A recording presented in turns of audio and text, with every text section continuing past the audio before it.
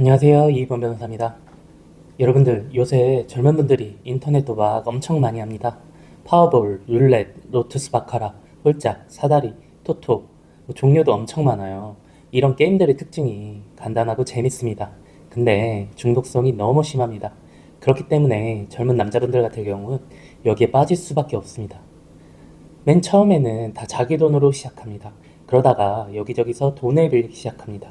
그래서 일단 시작하게 되면 거의 억 단위까지 가게 되는 경우도 많게 됩니다.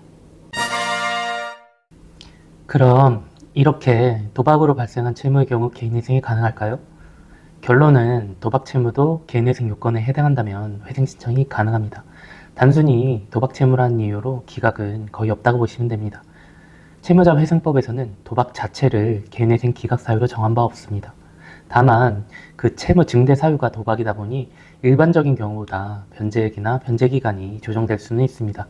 이런 건 채무자가 안고 가야 할 수밖에 없습니다.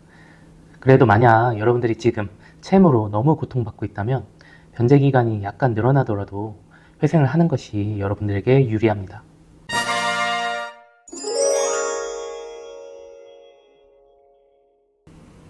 사실 기본적 원칙은 만약 채무자가 도박 채무가 있다면 도박 채무 전체를 청산가치에 반영한 것이 맞습니다.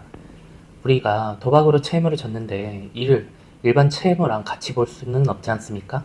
그래서 도박의 경우 다 갚는 것이 원칙이에요. 제가 회생위원이라고 해도 야 일단 도박한 건 다 갚아 라고 보정을 내릴 것 같습니다.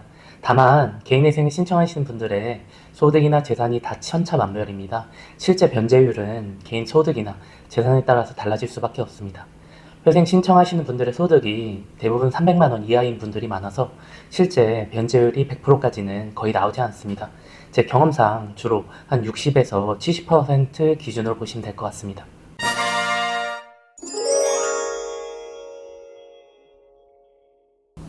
기본적으로 도박빚은 전부 청산가치에 반영되고 3년간의 스케줄로는 소득이 엄청 높지 않고서야 그 기간 안에 갚는 것이 불가능할 수 있습니다.